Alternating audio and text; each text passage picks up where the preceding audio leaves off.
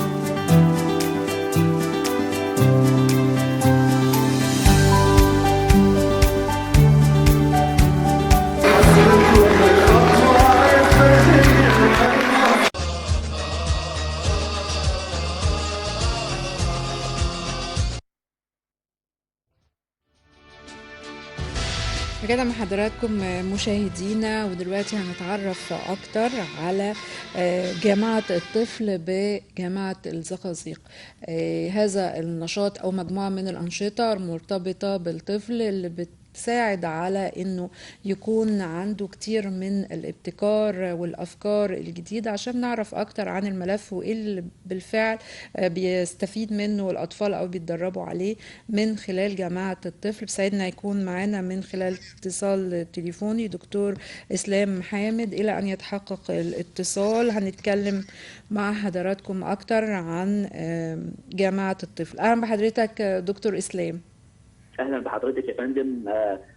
صباح الخير على الساده المشاهدين. نقول صباح النور، صباح العلم، صباح الامل. مع حضرتك اتفضل.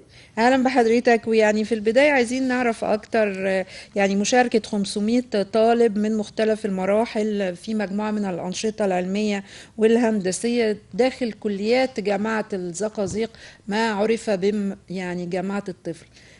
نتعرف اكتر على هذا المفهوم وجامعه الطفل. تمام. في البداية بنقول إن جامعة الطفل هي أحد المبادرات القومية الكبيرة تحت رعاية فخامة السيد الرئيس عبد الفتاح السيسي، والتي تتبناها أكاديمية البحث العلمي منذ 10 سنوات. نعم. دلوقتي جامعة الزقازيق أحد الجامعات، كانت من أوائل الجامعات التي قامت بالاشتراك في المشروع وتنفيذ فعالياته منذ العام 2015. وحاليا في عندنا أكثر من 600 طالب في المراحل المختلفة، المرحلة الخامسة والسادسة والسابعة والثامنة من جامعة الطفل بجامعة الزقازيق. جامعة الزقازيق في مشروع جامعة الطفل بتعتمد في تنفيذ الأنشطة على البناء المتكامل لشخصية الطفل، سواء كان من النواحي العلمية، النواحي الفنية، الرياضية، والنواحي الخلقية في ضوء أهداف التنمية المستدامة. والكلام دوت طبعا بيكون تحت رعاية كاملة ودعم كامل من معالي الأستاذ الدكتور خالد الدرندلي رئيس الجامعة، والأستاذ الدكتور إيهاب الببلاوي نائب رئيس الجامعة لشؤون الدراسات العليا والبحوث والمشرف على جامعة الطفل. وأيضا جامعة الطفل بجامعة الزقازيق بتقوم بتجربة رائعة وفريدة من خلال اهتمام كافة السادة العمداء الكليات المختلفة سواء كانت الكليات الطبيه بمختلف انواعها والهندسيه والعلميه او التربويه بجميع انواعها بطلاب جامعه الطفل، وتقوم جميع كليات الجامعه بفتح ابوابها ومعاملها لطلاب جامعه الطفل لتنميه قدراتهم التفكيريه والبحثيه والابتكاريه. تمام. طيب اتكلم مع حضرتك اكتر. حضرتك بتقولي انه في مراحل خاصه بجامعه الطفل، ناخد تفاصيل اكتر عن هذه المراحل. جامعه الزقازيق زي ما ذكرت لحضرتك كانت من اوائل الجامعات المشاركه في مشروع جامعه الطفل من 10 سنوات. انتهت بالفعل من 4 مراحل، وعندنا حاليا دلوقتي 4 مراحل، المرحله الخامسه والسادسه، وتم حفل افتتاح للمرحله السابعه والثامنه يوم 15 نوفمبر الماضي، والذي يعني شرف بحضور معالي الاستاذ الدكتور خالد الدرندلي والاستاذ الدكتور هابل البلاوي والساده نواب الجامعه والساده عمداء الكليات. احنا عندنا المرحله السابعه والثامنه بتبتدي بانشطه علميه مختلفه. هذه الانشطه طبعا قام باعدادها فريق من اكاديميه البحث العلمي كصفه اساسيه واسترشاديه لدكاتره الجامعات. بتعتمد هذه الانشطه على مختلف الجوانب العلميه والهندسيه، في انشطه خاصه بالفيزيكس، انشطه خاصه بالكيمياء، انشطه خاصه بالانفورميشن كوميونيكيشن تكنولوجي، في انشطه خاصه بالهيلث، النواحي الصحيه والصيدله، وفي انشطه ايضا خاصه برياده الاعمال.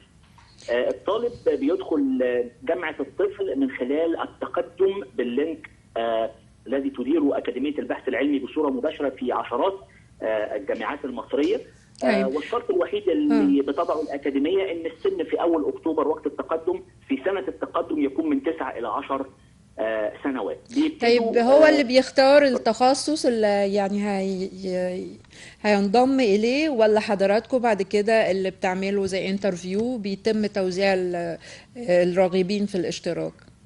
جميل. طيب احنا دلوقتي الطالب أول ما بيلتحق بجامعة الطفل بيبتدي بتنفيذ أنشطة علمية مختلفة في كافة المجالات، زي ما قلت لحضرتك، مجالات طبية، مجالات حاسب آلي، مجالات هندسية. بيكبر سنة، في السنة اللي بعد منها بيبتدي يزور كثير جدا من معامل الكليات، كليات الهندسة، كلية الحاسبات والمعلومات، كلية الطب البيطري، كلية الطب البشري، كلية العلوم، كلية التربية في قاعات الستم، دراسة الستم اللي هو مجال ساينس تكنولوجي انجينيرنج اند ماثماتكس. وايضا بنهتم بالنواحي الفنية من خلال كلية التربية النوعية وكلية التربية والطفولة، بالاضافه الى الاهتمام بالنواحي الرياضيه من خلال كليه التربيه الرياضيه، ودوت من رؤيه جامعه الزقازيق اللي احنا وضعناها لبناء متكامل لشخصيه طلاب جامعه الطفل. بعد سنتين من وجود الطلاب في جامعه الزقازيق بيبتدي يكون كون شبه رؤيه متكامله عن انواع العلوم المختلفه والتخصصات المختلفه في الكليات في كليات الجامعه، وبالتالي بيقدر يكون وضع خط مستقبلي لنفسه او رؤيه مستقبليه في المجال اللي يحب هو يدرسه.